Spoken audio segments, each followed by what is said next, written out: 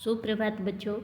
आज हम कक्षा 6 के इतिहास विषय का पाठ 9 व्यापारी, राजा और तीर्थयात्री का पहला प्रकरण व्यापार और व्यापारी इनके बारे में पढ़ेंगे। तो चलिए करते हैं पाठ को शुरू। पाठ 9 व्यापारी, राजा और तीर्थयात्री।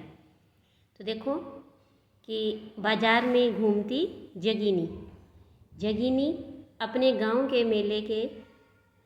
मेले की आस लगाए बैठी थी।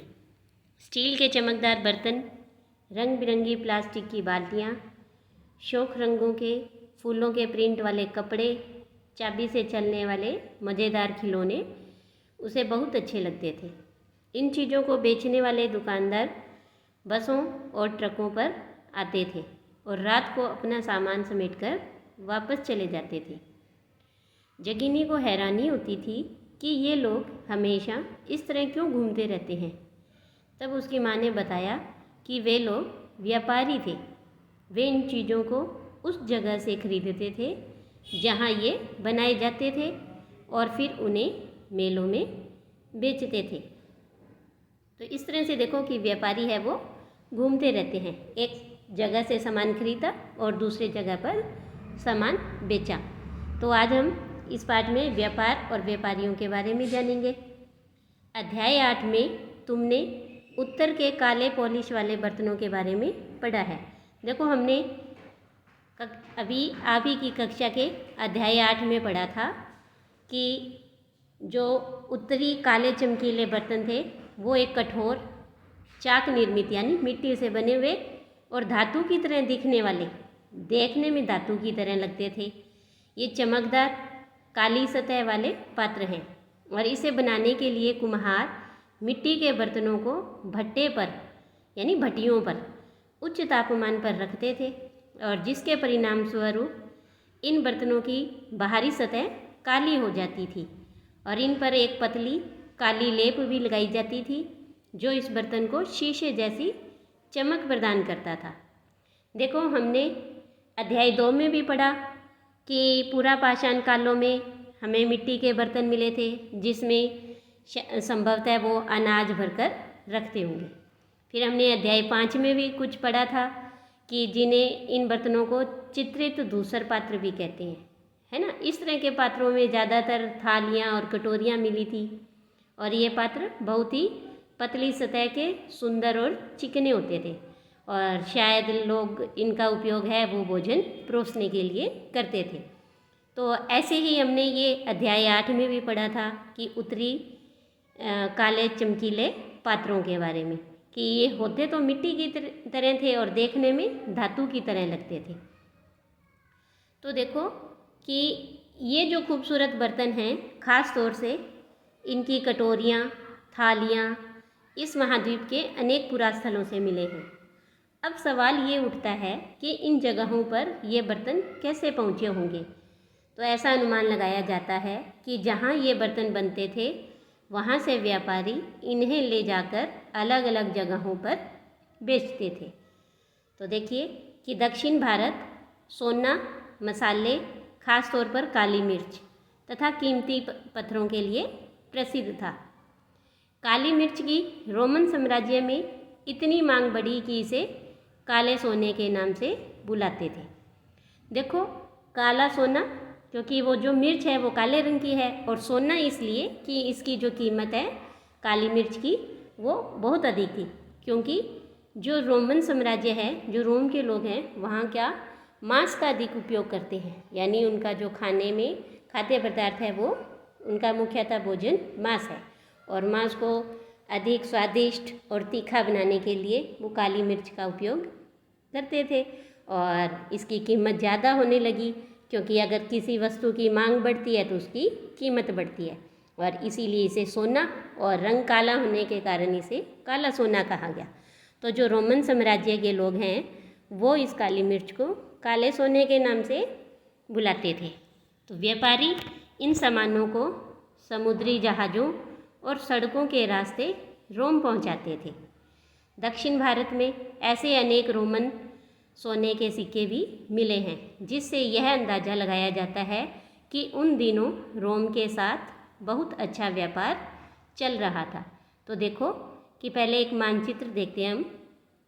ये हमने अभी अध्याय 7 में देखा था, है ना, कि देखो इस मानचित्र में आपको दिखाई दे रहा है हमारा भारत, ये एशिया के अंदर, ये देखो जिसके यहाँ 3 तरफ समुद्र लगता है।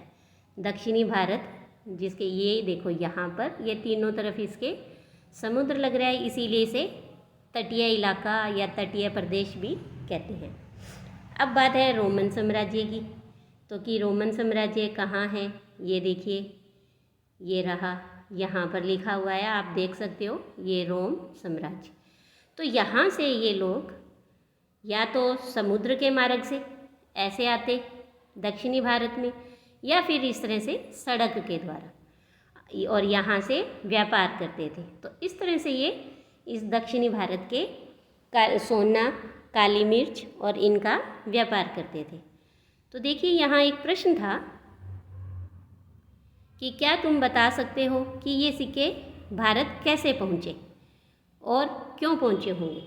तो देखो कि जो रोमन व्यापारी थे वो भारत से सोना, मसाले, खास करके काली मिर्च, कीमती पत्थर, रत्न, ये सब सामान सड़क से या समुद्री मार्ग से खरीदने के लिए भारत में आते थे, दक्षिणी भारत में। और ये जब सामान खरीदते इनसे तो बदले में उन्हें क्या, रोमन सोने के सिक्के देते थे। तो इस तरह से ये जो सिक्के हैं भारत में पहुँचे होंगे। इसके बाद देखो कि ये व्यापार चलता था, तो इस व्यापार के हमें प्रमाण मिले हैं, और इस व्यापार से जुड़ी हुई एक कविता है और जिसे संगम कविता कहते हैं, और इस कविताओं में इस व्यापार के प्रमाण भी मिले हैं। तो देखो नीचे लिखी कविता में पूर्वी तट पर स्थित पुहार पत्तन पर लाए जाने वाले माल का वर्णन किया गया है। तो देखो जब हम ऐसे दक्षिणी भारत की बात करते हैं तो यहाँ पर पत्तन पुहार है, और यहाँ के इसी पूर्वी तट पर पुहार और पत्तन पर जो माल बिकता था उसका वर्णन उन कविताओं में किया गया है।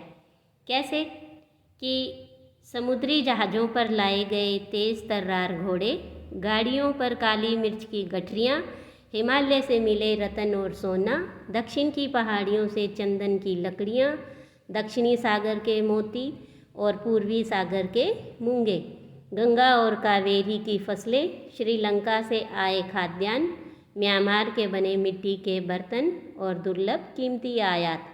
तो देखो कि इस कविता में साफ पता लगता है कि कहाँ कहाँ से व्यापार होता था, कहाँ से क्या क्या वस्तुएं या चीज़ें मिलती थी। तो देखो नीचे एक प्रश्न है, कविता में उल्लेखित चीज़ों की एक सूची बनाओ। क्या तुम बता सकते हो कि इन चीज़ों का उपयोग किस लिए किया जाता होगा। तो देखो सबसे पहले तो कि इस कविता में क्या क्या चीज़ें हमें पढ़ने को मिली, कि देखो घोड़े, काली मिर्च, रतन और सोना, चंदन की लकड़ियाँ, मोती, मूंगे, फसलें, खाद्यान्न और मिट्टी के बर्तन, है ना। तो देखो घोड़े का जो उपयोग है वो हो सकता है कि युद्ध के लिए होता होगा। काली मिर्च का उपयोग और मसाले हैं ये भोजन बनाने के लिए, भोजन को स्वादिष्ट बनाने के लिए। रतन और सोना इनका उपयोग आभूषण के लिए। चंदन की लकड़ियाँ, इससे भी आभूषण और हो सकता है कि वो इत्र भी बनाते होंगे। मोती और मूंगे, इनसे भी आभूषण ही बनाए जाते हैं। फसलें, ये खाने के खाद्यान्न भी भोजन बनाने के काम आता है। और मिट्टी के बर्तन, इन फसलों को, इन खाद्यान्नों का भंडारण के लिए और भोजन परोसने के काम आते होंगे। तो इस तरह से देखो हमें पता लगता है कि व्यापार होता था। इसके बाद देखो कि इन व्यापारियों ने कई समुद्री रास्ते भी खोज निकाले। इनमें से कुछ समुद्र के किनारे चलते थे, कुछ अरब सागर और बंगाल की खाड़ी पार करते थे। नाविक मानसूनी हवा का फ़ायदा उठाकर अपनी यात्रा जल्दी पूरी कर लेते थे, और वे अफ्रीका या अरब के पूर्वी तट से इस महाद्वीप के पश्चिमी तट पर पहुंचना चाहते थे। दक्षिणी पश्चिमी मानसून के साथ चलना पसंद करते थे और इन लंबी यात्राओं के लिए मजबूत जहाज़ों का निर्माण किया जाता था। तो देखो कि ये अरब सागर और बंगाल की खाड़ी, अफ्रीका और अरब के पूर्वी तट, इन सब को हम एक बार दोबारा से मानचित्र के द्वारा समझने की कोशिश करें कि देखो देखी हुई चीज़ हमें याद रहती है, इसीलिए हम बार बार मानचित्र का उपयोग करेंगे। तो देखो सबसे पहले ये है कि इन व्यापारियों ने कई समुद्री मार्ग खोजे थे, ये हमने पढ़ा। इसके बाद देखा कि अरब सागर और बंगाल की खाड़ी पार करते थे। तो देखो आप यहाँ दक्षिणी भारत के पास देखिए, आपको अरब सागर ये और बंगाल की खाड़ी हमें ये दिखाई दे रहे हैं, इनको वो पार करते थे। तो देखो कि दक्षिण पश्चिमी मानसून के साथ है ना ये नाविक चलते थे, ये व्यापारी। तो ये देखो दक्षिण और ये पश्चिम, तो यहाँ से ये ऐसे इधर से जो हवा चलती थी तो उसी के साथ ये अपने नाव के द्वारा चलते थे। तो पहले जो नावें हैं आजकल की तरह इनकी नावें नहीं होती थी, इनकी वो जो कपड़े की पाल वाली नाव होती है, बड़ी बड़ी नाव, वो होती थी। मजबूत जहाज़ों का ये निर्माण करते थे लंबी यात्राओं को पूरी करने के लिए, और इन हवाओं के सहारे ये जल्दी पहुंच जाते थे। तो इस तरह से ये दक्षिण और पश्चिमी तट पर जल्दी पहुंचकर व्यापार करते थे। तो देखो अफ्रीका और अरब के पूर्वी तट से पहुंचते थे। तो ये देखो ये अरब का पूर्वी तट है और यहाँ पर ये अफ्रीका का। तो ये अफ्रीका और अरब के पूर्वी तट से दक्षिण और पश्चिम की मानसूनी हवाओं के साथ और दक्षिण भारत की तरफ व्यापार करने के लिए पहुँचते थे, और इन लंबी यात्राओं के लिए ये मजबूत जहाज़ों का निर्माण करते थे, मजबूत जहाज़ों का उपयोग करते थे। इसके बाद देखो कि समुद्री तटों से लगे राज्य कि जो हमारे भारत में हैं, देखो इसे उपमहाद्वीप कहते हैं क्योंकि ये 3 तरफ से पानी से घिरा हुआ है। तो इसीलिए इस महाद्वीप के दक्षिणी भाग में बड़ा तटीय प्रदेश है। तो तटीय प्रदेश मतलब कि समुद्र के किनारे किनारे जो प्रदेश हैं वो, तो हमारे भारत के 9 राज्य हैं। कितने? 9 राज्य हैं जो इन समुद्र के साथ लगते हैं। तो चलिए इसे भी हम मानचित्र के द्वारा देखने की कोशिश करते हैं। गुजरात, महाराष्ट्र, गोवा, कर्नाटक, केरल, तमिलनाडु, आंध्र प्रदेश, उड़ीसा और पश्चिम बंगाल। तो इस तरह से देखो, आप ध्यान से देखोगे तो ये 9 राज्य हैं जो ये 3 तरफ से इस समुद्र के साथ समुद्र के किनारे पर बसे हुए हैं, इसीलिए इसे तटीय प्रदेश कहा गया है। और इसमें काफ़ी नदियां हैं, पहाड़ है, मैदानी इलाके हैं, पठार हैं, और ये काफ़ी उपजाऊ भाग माना जाता है। तो इसके बाद देखिए कि इनमें से बहुत सारे पहाड़, पठार और नदी के मैदान हैं। नदियों के मैदानी इलाकों में कावेरी का मैदान सबसे उपजाऊ है। तो अब हम ये भी देख लेते हैं कि कावेरी का मैदान कौन सा है। तो देखो देखी हुई चीज़ क्या हमें बार बार याद रहती है, इसीलिए हम इतने मानचित्रों का उपयोग कर रहे हैं। तो ये देखो कि ये आपको यहाँ इस पहले वाले चित्र मानचित्र में दिखाई दे रहा है कि ये देखो ये कावेरी है ना, ये कावेरी नदी। तो नदियाँ बहुत हैं इधर, देखो आप ध्यान से देखोगे, तुंगभद्रा नदी, कृष्णा नदी, गोदावरी नदी है ना। ये देखिए यहाँ पर गोदावरी, नर्मदा, ताप्ती, तुंगभद्रा, लेकिन और कावेरी यहाँ। तो इन सब नदियों में से जो सबसे ज़्यादा उपजाऊ मैदान है वो कौन सा है? कावेरी नदी का मैदान। तो चलिए दोबारा देखते हैं यहाँ से। तो इन मैदानी इलाकों और तटीय इलाकों के सरदारों और राजाओं के पास अब क्या हुआ, धीरे धीरे काफ़ी संपत्ति और शक्ति हो गई। संगम कविताओं में मूवेंदार की चर्चा मिलती है। किस कौन से शब्द की? मूवेंदार। देखो यह तमिल भाषा का शब्द है और जिसका अर्थ होता है 3 मुखिया। क्या? 3 मुखिया। और इस शब्द का प्रयोग 3 शासक परिवारों के लिए किया गया है। 3 शासक परिवारों के मुखिया के लिए किया गया है। और अब ये 3 शासक कौन कौन से थे? चोल, चेर और पांड्या, जो कि करीब 2300 साल पहले दक्षिण भारत में काफ़ी शक्तिशाली माने जाते थे। तो चलिए हम इन्हें भी देख लेते हैं मानचित्र में, चोल, चेर और पांड्या को। तो देखो इसी मानचित्र में दोबारा देख लेते हैं हम। ये रहा, यहाँ पर आपको देखो दक्षिणी भारत में नीचे की तरफ चोल, चेर और पांड्यन, तो ये 3 शासक परिवार थे और जिनका ये काफ़ी शक्तिशाली थे। आज से लगभग 2300 साल पहले की बात है। तो इन तीनों मुखियाओं के अपने 2-2 सत्ता केंद्र भी थे, यानी कि इनके 2-2 शासन केंद्र थे। इनमें से एक तटीय हिस्से में होता था और दूसरा अंदर के हिस्से में होता था। तो इस तरह से 6 केंद्रों में से 2 बहुत महत्वपूर्ण थे। तो एक तो चोलों का पत्तनपुहार या जिसे कावेरी पट्टिनम भी कहते हैं, और दूसरा पांड्यों की राजधानी मदुरै। तो चलिए फिर से हम पुहार और मदुरै को मानचित्र में देखने की कोशिश करते हैं। तो देखो कि ये रहा, इस मानचित्र में देखेंगे हम कि दक्षिणी भारत के अंदर देखिए कि ये चोल, चेर और पांड्य 3 शासक, और इनका ये रहा पुहार जो कि इनके चोल शासकों का था, और पांड्यों का ये मदुरै। तो इस तरह से देखो हमें पता लगता है कि पुहार जो कि एक महत्वपूर्ण केंद्र था और मदुरै ये भी एक महत्वपूर्ण केंद्र था और पांड्यों की राजधानी भी थी। इसके बाद देखिए कि ये जो लोग हैं, शासक हैं तीनों, ये क्या करते थे कि ये मुखिया लोगों से नियमित कर के बजाय उपहारों की मांग करते थे। वैसे तो वहाँ बहुत सारे कई प्रकार के टैक्स लगे हुए थे, लेकिन उनके स्थान पर ये उपहार की मांग करते थे कि आप हमें उपहार दो। कभी कभी ये शासक सैनिक अभियानों पर भी निकल पड़ते थे और आसपास के इलाकों से शुल्क वसूल कर लाते थे। तो देखो उस समय दक्षिणी भारत में लगभग 400 प्रकार के टैक्स या कर लिए जाते थे। जैसे कि अगर किसी ने मकान पर छज्जा डाला है तो उससे टैक्स लेते थे, या फिर खजूर के पेड़ पर चढ़ने के लिए अगर सीढ़ी का इस्तेमाल किया है तो टैक्स लेते थे, पान के पत्तों पर टैक्स लेते थे, कपड़ा बनाने के लिए टैक्स लेते थे, और अगर किसी को पारिवारिक संपत्ति का उत्तराधिकार हासिल करना है तो उसके लिए भी टैक्स लगता था। तो इस तरह से बहुत प्रकार के टैक्स थे वहाँ लगाए जाते थे, लेकिन वो नियमित थे। तो ये मुखिया लोग इन नियमित कर के बजाय उपहारों की मांग करते थे। इनमें से कुछ धन तो वे अपने पास रख लेते थे, बाकी अपने समर्थकों, नाते रिश्तेदारों, सिपाहियों और कवियों के बीच बांट देते थे।